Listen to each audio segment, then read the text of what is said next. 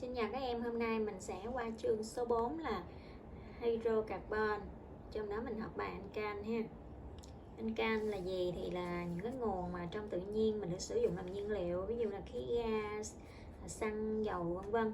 Nói chung là alcan là một cái hợp chất rất là phổ biến và có nhiều cái ứng dụng ha. Vậy thì alcan là gì và có vai trò như thế nào trong đời sống và sản xuất? Hôm nay chúng ta sẽ tìm hiểu về alcan. Thứ nhất, chúng ta đi vào phần khái niệm là khái niệm về alcan là gì. Vậy thì alkane là gì? Alkane thì nó có ở đâu ở trong thực tế, trong tự nhiên thì nó có nhiều ở trong cái dầu mỏ và ở trên cái bề mặt của những cái vũng đầm lầy. Thì cái thành phần chính của nó là các alkane. Thì chúng ta tìm hiểu thứ nhất về cấu tạo và công thức chung. Ở đây chúng ta có một số ví dụ như là methane, ethane, propane. Thì chúng ta có ba cái chất này nè. Chất đầu tiên là có 1C, chất thứ hai là có 2C và chất thứ ba là có 3C. Thì chúng ta thấy cái điểm giống nhau là gì? Nó chỉ là gồm có nguyên tố carbon và hydrogen, đúng không? Mình gọi là hydrocarbon. Cấu tạo nó có nét tương tự nhau là đều chỉ có liên kết đơn thôi.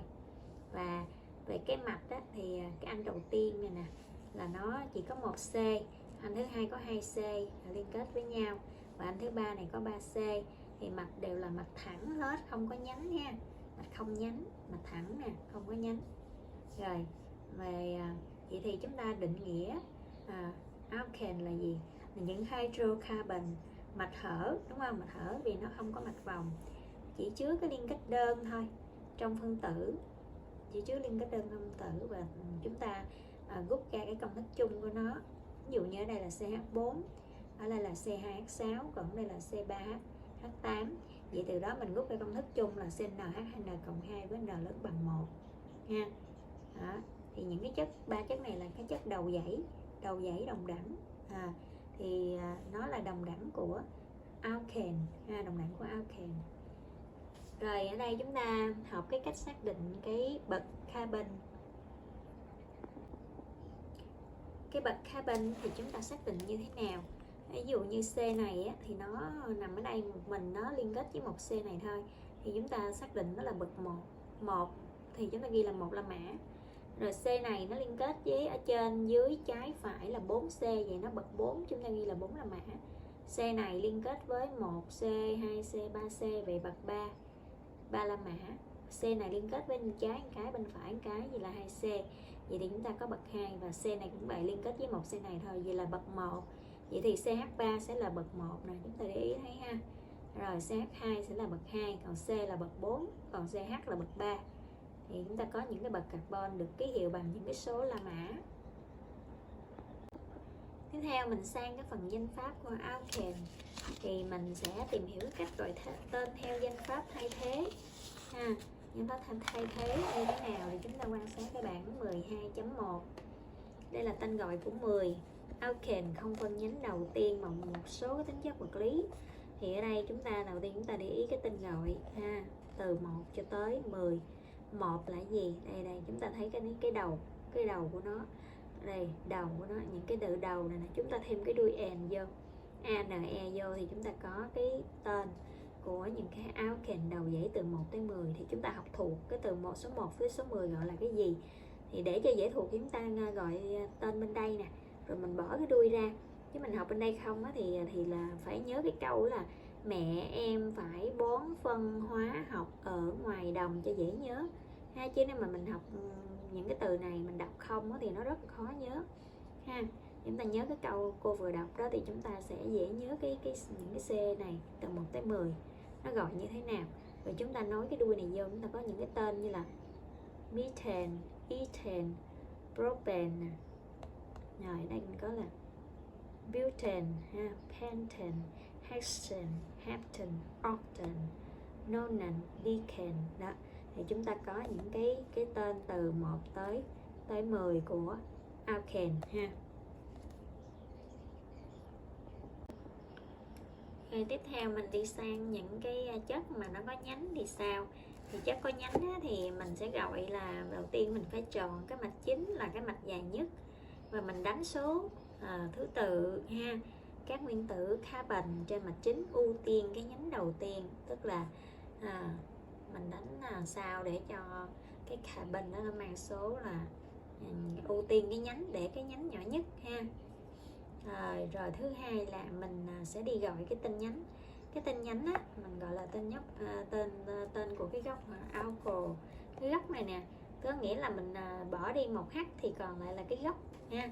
Cái gốc này thì mình sẽ thay cái đuôi N bằng cái đuôi là IL, cái đuôi IL ha. Mình đọc là alkyl, được chưa? Rồi thì giữa phần số và phần chữ thì mình có dấu gạch ngang. Rồi giữa phần số với phần số mình có dấu phẩy, đó là những cái quy định gọi tên thôi. Thì mình đọc thì dài như vậy, nhưng mà mình gọi dài cái chất á, thì chúng ta quen thì chúng ta sẽ dễ nhớ thôi. Thì khi đọc tên nhánh á, phải kèm theo cái vị trí nhánh đó vị trí nào ha. Còn có nếu có nhiều nhánh thì mình ưu tiên các nhánh theo chữ cái.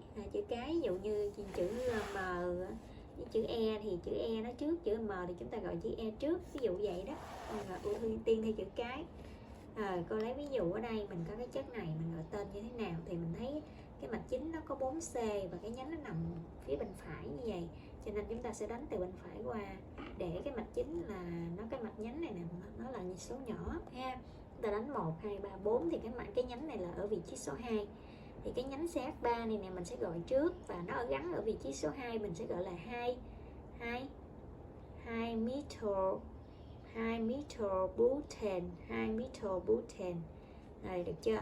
Methyl là tên của cái nhánh này, được chưa? Nó là nhánh 1C. Rồi butane là 4C đó, giống như ở trên đó. Rồi qua cái chất bên đây thì chúng ta có hai nhánh, một cái nhánh trên và một cái nhánh dưới, đúng không? Một nhánh trên nhánh dưới thì chúng ta đánh số bên trái bên phải gì đều được, nó đều ở vị trí số 2. Vậy thì cái nhánh này vị trí số 2 hết, thì chúng ta có hai nhánh thì chúng ta ghi là 2,2 gạch nối. Rồi hai nhánh này giống nhau đúng không? Thì chúng ta gọi là cái gì đây? Dimethylpropane. Prop là 3, propane là 3. Vì hai nhánh này giống nhau cho nên chúng ta thêm cái chữ là di vô đó. Và hai chất này nó có tên thường nữa, đó là isopentane và neopentane. Chúng ta có tên thường nữa nè. Và bây giờ chúng ta nhớ là hai anh này là có tên thường là isopentane và neopentane ha. Đó là tên thường. Vậy thì rút lại cái cách gọi tên thì chúng ta lưu ý gì? Thứ nhất là chúng ta nhớ thêm cái số chỉ vị trí nhánh ha. Rồi cộng cho từ là N đó. Rồi số chỉ vị trí nhánh tên của carbon mạch chính cộng cho từ N. Đó là cái công thức gọi tên. Và tiếp theo chúng ta sang tìm hiểu là tính chất vật lý của alkane. Thì ở nhiệt độ thường thì chúng ta ghi nhớ là từ C1 đến C4 là ở thể khí. Rồi ở thể lỏng là để rắn là từ C5 trở lên ha.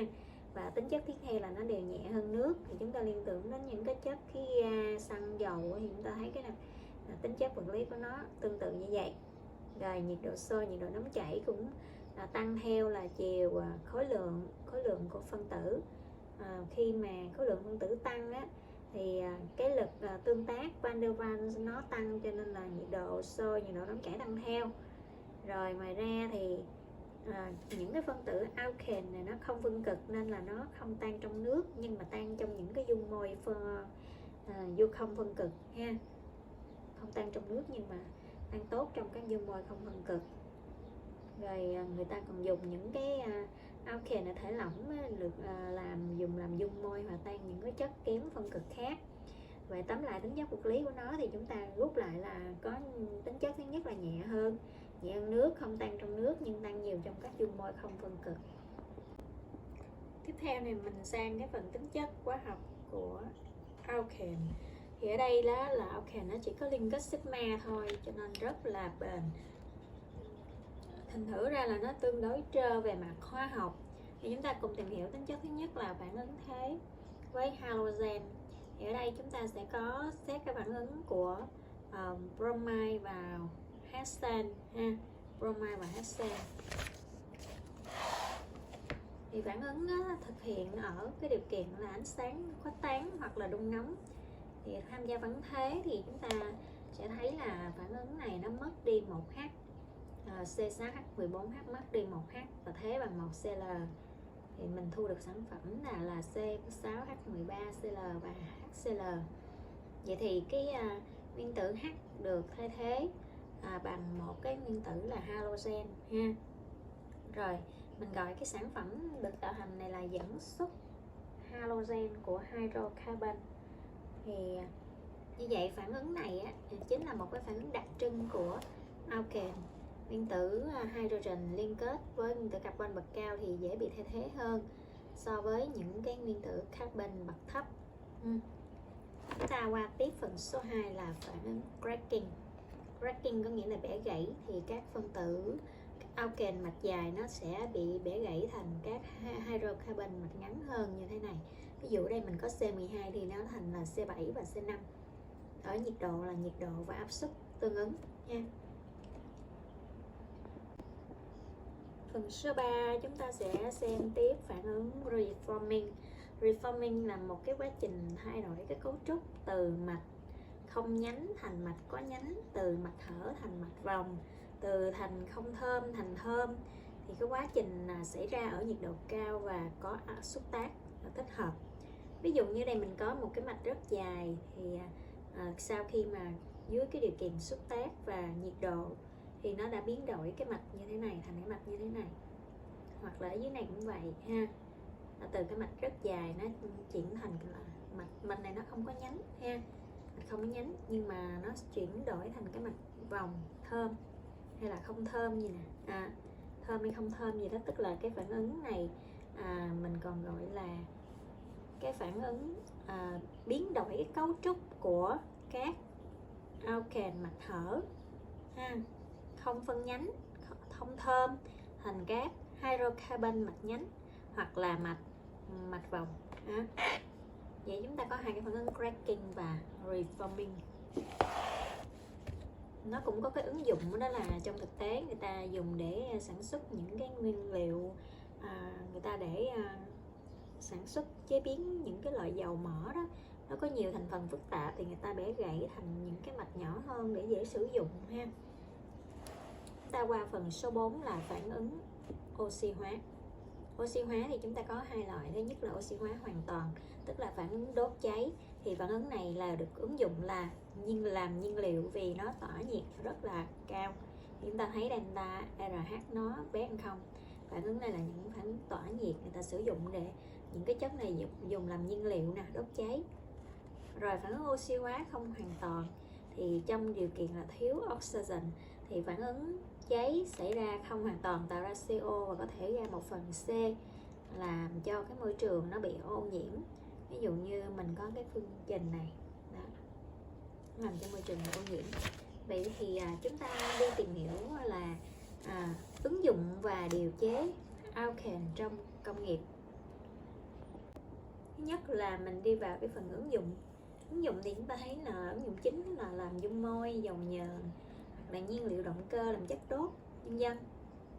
Còn về điều chế thì người ta sẽ khai thác, chế biến từ những cái nguồn có sẵn trong tự nhiên, ví dụ như là khí thiên nhiên, khí đồng hành hay là khí dầu mỡ, để mà thu được những cái alkane. Mình có nhiều ứng dụng trong cái ngành công nghiệp.